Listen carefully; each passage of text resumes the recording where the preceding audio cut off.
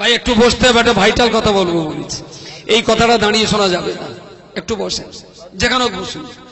রাজ্যের বর্তমান যে আবহাওয়া, যে পরিস্থিতি চলছে, এই পরিস্থিতিতে আমাদের করণীয় দায়িত্ব এবং কর্তব্য কি, আমি ছোট্ট করে আমার একদম ব্যক্তিগত মতামত বলছি। যদি আপনি মতামত বিনিময় করেন, আপনারটা যদি আমার চাইতে ভালো হয়, আমি আপনার মতটা নেব। আমি কখনো বলিনি যে আমি যেটা বলছি এইটাই শেষ কথা। আমার এক মুরব্বী বাবাজি, আমার আব্বুর বাল্যকালের বন্ধু মানুষ, তিনি 50 টাকা দিয়েছেন। দোয়া করুন আল্লাহ এই মুরব্বীকে জান্নাত নসিব করেন, বলুন আল্লাহুম্মা আমিন। যেটা বলছিলাম যে এই পরিস্থিতিতে এখন আমাদের করণীয় দায়িত্ব এবং কর্তব্য কি, আমি যতদূর ভাবনা চিন্তা করে দেখেছি, তাতে আমার মনে হয়েছে, হিসেবটা করুন দিনই, ভারতবর্ষে মুসলমানদের সংখ্যা কত বাড়ছে? তাড়াতাড়ি বলেন। মুসলিম ভারতবর্ষে, ভারতে 14%। 100-র ভিতরে 14 জন মুসলিম, 79 জন হিন্দু ভাই, আর বাকি 6 আর 7টা আছে, ইহুদি বৌদ্ধ খ্রিস্টান যা আছে ওরা 7, আর আমরা হলাম 14। আচ্ছা, মাইক ধরে যারা চিৎকার করে স্লোগান দিচ্ছেন যে দুনিয়ার ভারতের মুসলমান সব এক হয়ে যাও, এরকম স্লোগান মাঝে মাঝে কানে আসছে যে মুসলমানদের সব। আলহামদুলিল্লাহ, আমার এক ভাই মোহাম্মদ নজরুল ইসলাম লস্কর জীবনতলা, তিনি 100 টাকা দিয়েছেন, আল্লাহ কবুল করুন। যেটা বলছিলাম, তাহলে আমরা সবাই যদি এক হয়ে যাই, 14টা মুসলমান যদি এক যদি হই, পার্লামেন্টে আমাদের সিট কটা হবে ভাই? পার্লামেন্টে সিট কটা টোটাল? 542।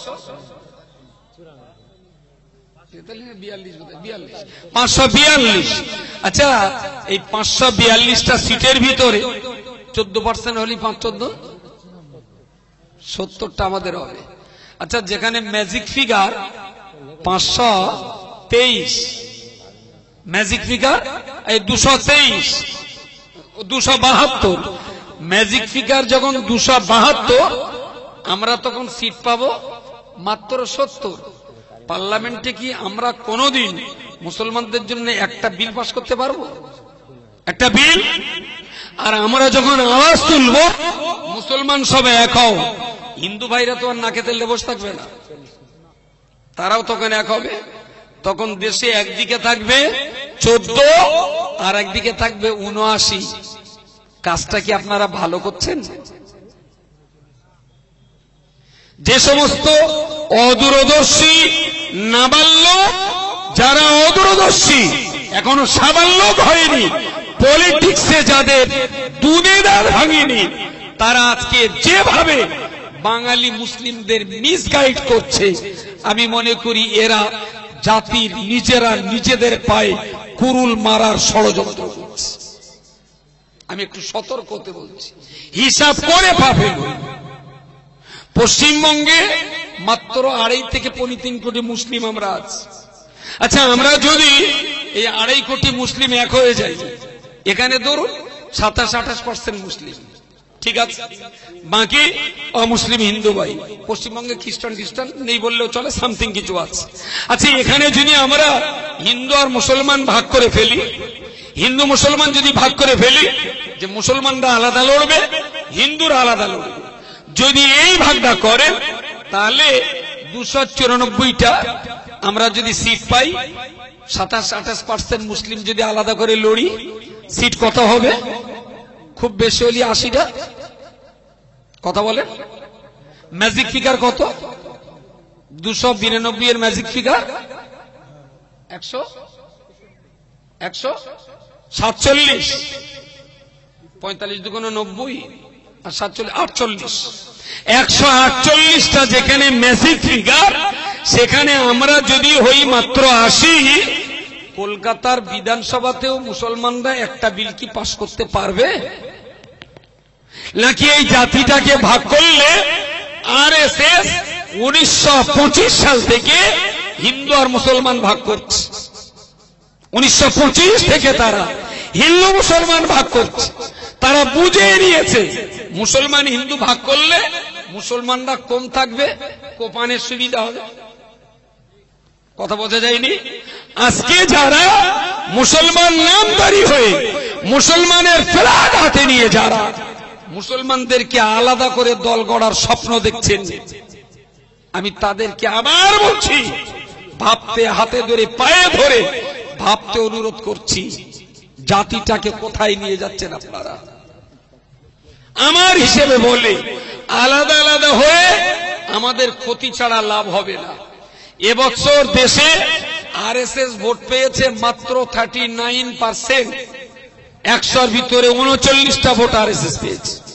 তো 39টা আরএসএস, 14টা আমরা, 39 আর 14 53, 7টা বাদ দিলাম অন্যান্য জাতি, 53 আর 7 60।